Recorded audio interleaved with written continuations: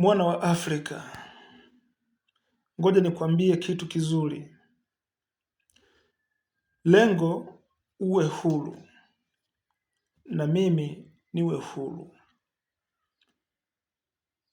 Anaitwa Yeshua Masihi, akasema na nukuu Yohana 8:32, ijue kweli nayo kweli itakuweka huru.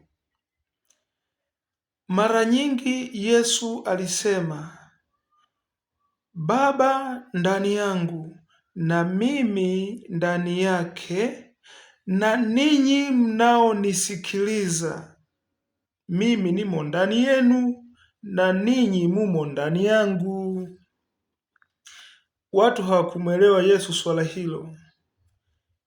Yohana 1:1-2-3 Bible inasema, in English, in the beginning there was a word.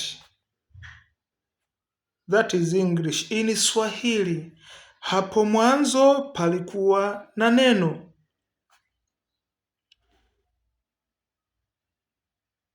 In Greece, in the beginning there was a logos.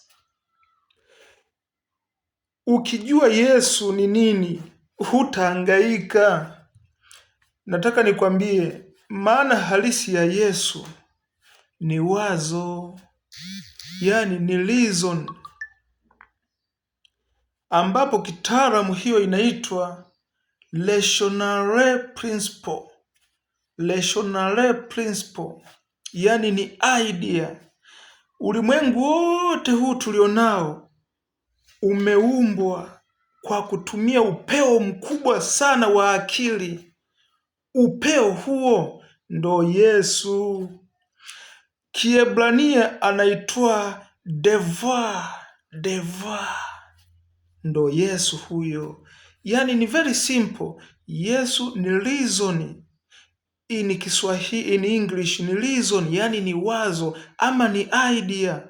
Kanuni iliyoumba vitu vyote. Very simple. Very simple kabisa.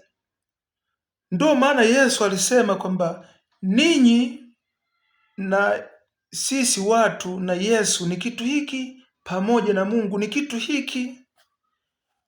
Wewe binadamu, Mwanzo 2:7, akamuumba mtu wa udongo, akampulizia puani pums, nesham in Hebrew.